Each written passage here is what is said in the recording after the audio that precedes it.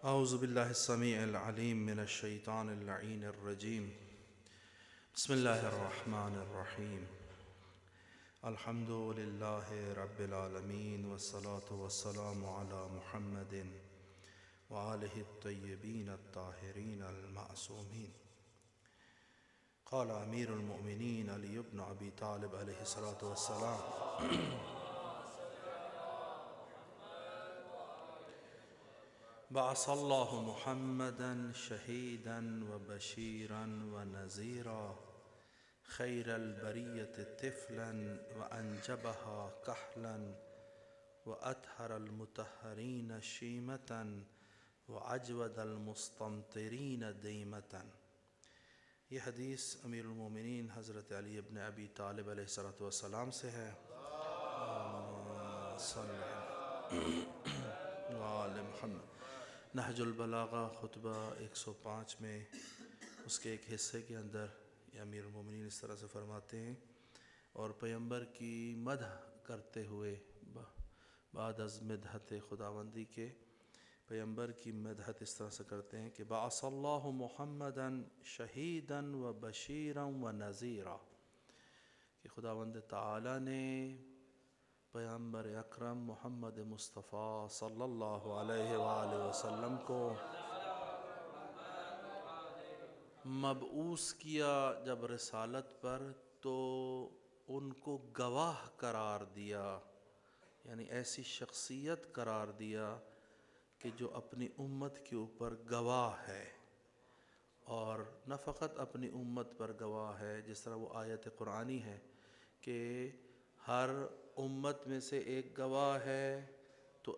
اے پیغمبر ان سب پر گواہ ہے۔ تو ان سب سے کیا مراد؟ بعض مفسرین نے یہ امت پیغمبر لیا ہے، بعض نے کہا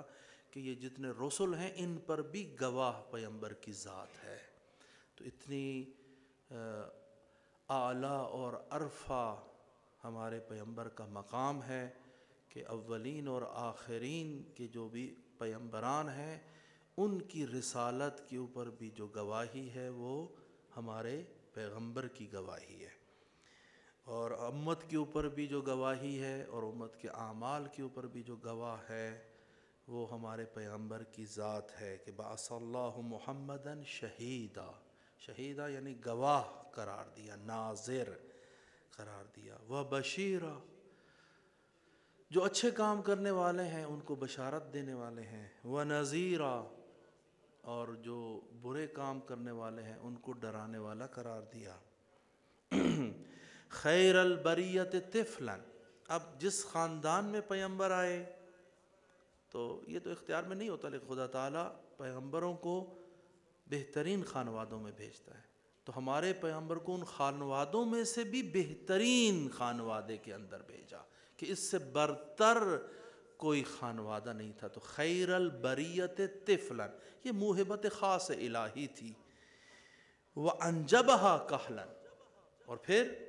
جیسے ہی بزرگ اور کہولت سنی کی طرف گئے تو سب میں سے برگزیدہ شخصیت اگر تھے تو ہمارے پیغمبر کی ذات تھی۔ انجبہا، نجیب ہونا یعنی برگزیدہ ہونا، سب میں خاص ہونا۔ کہلن یعنی کہولت سنی، انسان جب 40 سال یا اس سے زیادہ کا جب ہو جاتا ہے تو اسے کہلن یا کہولت سنی قرار دیتے ہیں۔ تو انجبہا کہلن۔ وَأَطْهَرَ الْمُطَهَّرِينَ شَيْمَةً، خصلت کہتے ہیں، خصلت شیمہ خصلت، کہ ایک تو پاک باز لوگ ہوتے ہیں نا، کہ ہر معاملے میں پاک باز ہیں، دیکھنے میں بھی پاک باز ہیں، سننے میں بھی پاک باز ہیں، چلنے میں بھی پاک باز ہیں، امورات دنیا میں بھی پاک باز ہیں، وہ مطہر ہیں۔ لیکن پیغمبر اطہر المطہرین ہے، یعنی ان پاک بازوں میں سے بھی سب سے پاک باز تر، اگر ان میں سے برتر اگر کوئی ہے تو وہ ہمارے پیغمبر کی ذات ہے۔ وَأَجْوَدَ الْمُسْتَمْطِرِينَ دِيمَةً، اب سخاوت پیغمبر کے متعلق بیان فرما رہے ہیں،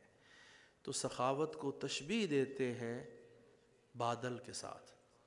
کچھ بادل ہوتے ہیں تھوڑی دیر برساتے ہیں چلے جاتے ہیں، کچھ بادل ایسے ہوتے ہیں کہ جو برسات جب بارش کی ضرورت ہوتی ہے تو پانی برساتے ہی چلے جاتے ہیں، تو ان بادلوں کو بھی سخی بادل کہتے ہیں کہ یہ بادل بڑا سخی ہے کہ اس نے اس کھیت کے اوپر بہت پانی برسایا. تو آپ پیغمبر کو تشبیہ دیتے ہیں ایسے بادل کے ساتھ اور سخاوت میں، کہ سخاوت اتنی تھی کہ وہ بادل کے جو ایسی کھیتی کے اوپر کہ جس کو پانی کی ضرورت ہوتی ہے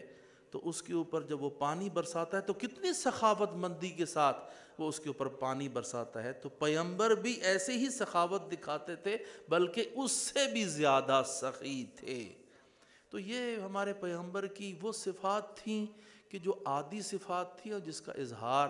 جو لوگ عام طور پر دیکھتے تھے. اور وہ کہ جب ابھی پیغمبری کا دعویٰ نہیں کیا تھا تو کفار پیغمبر کو صادق اور امین کے نام سے پکارا کرتے تھے کہ یہ صادق ہے اور امین.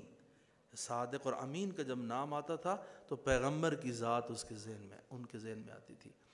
تو ایسی ذات کے اوپر اب انگلی اٹھانے والا وہ بدترین اور پسترین اور نجسترین شخص فرانس کا صدر کہ جو اپنی شادی کے بھی ہونے سے بھی پہلے